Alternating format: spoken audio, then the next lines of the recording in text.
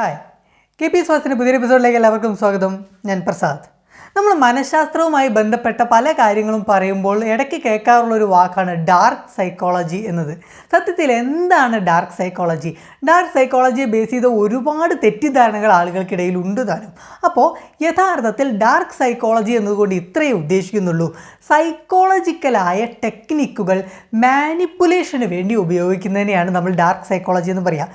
Manipulation എന്ന് വെച്ചാൽ ഒരാളെ നമ്മൾ നിയന്ത്രിച്ചു നിർത്താൻ വേണ്ടി മനഃശാസ്ത്രപരമായ മെത്തേഡുകൾ ഉപയോഗിക്കുന്നത്. ഇത് പല രീതിയിലും ആളുകൾ അപ്ലൈ ചെയ്യാറുണ്ട്, പല സമയങ്ങളിൽ ആളുകൾ അപ്ലൈ ചെയ്യാറുണ്ട്. ഇനി ഇത് അപ്ലൈ ചെയ്തതിൻ്റെ പിന്നിലെ ഉദ്ദേശശുദ്ധിയാണ് യഥാർത്ഥത്തിൽ പ്രധാനപ്പെട്ടത്, അല്ലാതെ ഇതിൽ ഉപയോഗിക്കുന്ന മെത്തേഡുകളല്ല. കാരണം മെത്തേഡുകൾ സാധാരണ മനഃശാസ്ത്രപരമായ മെത്തേഡുകൾ തന്നെയാണ്.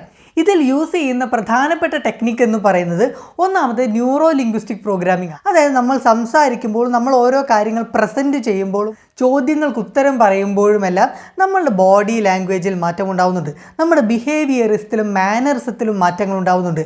അത്തരം മാനറിസങ്ങളെയും ബിഹേവിയറിസത്തെയും പഠിച്ച് അതിൽ നിന്നും നമ്മൾ കാര്യങ്ങളെ മനസ്സിലാക്കിയെടുക്കുന്നതിന് ന്യൂറോ ലിംഗ്വിസ്റ്റിക് പ്രോഗ്രാം എന്ന് പറയുന്നത്. അതുപോലെ രണ്ടാമത്തേത് എന്ന് പറയുന്നത് മാനിപ്പുലേഷൻ ഹാക്കുകളാണ്. മാനിപ്പുലേഷൻ ഹാക്സ് എന്നുകൊണ്ട് ഇത്രേ ഉദ്ദേശിക്കുന്നുള്ളൂ, നമ്മളൊരു കാര്യത്തെ ഒരു പ്രത്യേക രീതിയിൽ പ്രസൻറ്റ് ചെയ്യുന്നു, അല്ലെങ്കിൽ ഒരു പ്രത്യേക സിറ്റുവേഷൻ ക്രിയേറ്റ് ചെയ്യുന്നു. അത്തരം സിറ്റുവേഷൻസും പ്രസൻറ്റേഷൻസിലൂടെയും ഒക്കെ നമ്മൾക്ക് ആരെയാണോ കൺട്രോൾ ചെയ്യേണ്ടത്, അല്ലെങ്കിൽ ആരാണോ വ്യത്യാസം ഉണ്ടാക്കേണ്ടത്, അയാൾ പോലും അറിയാതെ മനഃശാസ്ത്രപരമായി ചേഞ്ച് ഉണ്ടാക്കുന്നു. അങ്ങനെയാണ് ഇത് വർക്ക് ചെയ്യുന്നത്. ഇനി ഇത്തരം സൈക്കോളജിക്കൽ മെത്തേഡ് എന്തിനൊക്കെയാണ് ആളുകൾ ഉപയോഗിക്കാറുള്ളത്?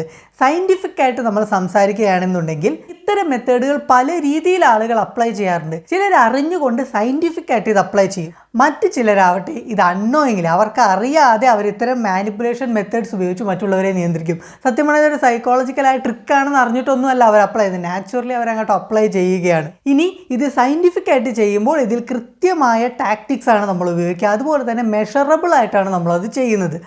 അത്തരം ആപ്ലിക്കേഷൻ പ്രധാനമായിട്ടും ആളുകളിൽ നിന്നും കാര്യങ്ങൾ ചോദിച്ചറിയാൻ വേണ്ടിയിട്ട്, ഇൻഫർമേഷൻ ഗ്യാതറിങ്ങിന് വേണ്ടിയിട്ടാണ് പ്രധാനമായിട്ടും ചെയ്യുക.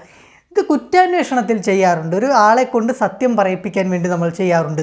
അതുപോലെ തന്നെ ചില കേസുകളിൽ ഈ വ്യക്തിക്ക് നമ്മളോട് കമ്മ്യൂണിക്കേറ്റ് ചെയ്യാൻ ബുദ്ധിമുട്ടുണ്ടാകും.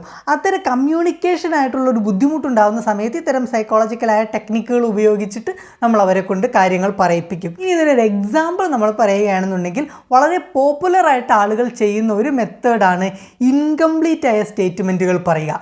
അതായത് നമ്മളൊരു കാര്യം പറഞ്ഞു തുടങ്ങിയിട്ട് അതിനെ പകുതിക്ക് വെച്ച്, ആ ടോപ്പിക്കിനെ പകുതിക്ക് വെച്ച് നമ്മൾ അവസാനിപ്പിക്കും. പകുതിക്ക് വെച്ച് അവസാനിപ്പിക്കുമ്പോൾ ആ വ്യക്തി, അതായത് നമ്മളെ സംസാരം കേൾക്കുന്ന ആ വ്യക്തി അതിനെക്കുറിച്ച് അയാൾക്കറിയാവുന്ന കാര്യങ്ങൾ തിരികെ ഇങ്ങോട്ട് പറയും. അങ്ങനെ നമ്മൾ ഇൻഫർമേഷൻ എടുക്കും. ഇത് ഡാർക്ക് സൈക്കോളജിയുടെ ഒരു ആപ്ലിക്കേഷൻ മാത്രമാണ്. ഇവിടെ മനസ്സിലാക്കേണ്ട ഒരു കാര്യം, ഡാർക്ക് സൈക്കോളജി ഒരിക്കലും ഒരു മോശപ്പെട്ട കാര്യമോ അല്ലെങ്കിൽ ചെയ്യാൻ പാടാത്ത കാര്യമോ ഒന്നുമല്ല. അതൊരു തരം ടെക്നിക്ക് മാത്രമാണ്. അതിന് ഡാർക്ക് സൈക്കോളജി എന്ന പേരാണ് ആളുകളിൽ തെറ്റിദ്ധാരണ ഉണ്ടാക്കുന്നത്. അപ്പോൾ അത്തരം ഒരു തെറ്റിദ്ധാരണ മാറ്റിയെടുക്കുക എന്ന ഉദ്ദേശത്തോടു കൂടി നമ്മൾ ഈ വീഡിയോ ചെയ്ത്, പ്രിയപ്പെട്ട ഒരു വീഡിയോ ഇഷ്ടപ്പെട്ടാൽ ദയവായി മറ്റുള്ളവർക്ക് ഷെയർ ചെയ്യുക, വീഡിയോ ലൈക്ക് ചെയ്യുക, ചാനൽ സബ്സ്ക്രൈബ് ചെയ്യുക. Thank you so much.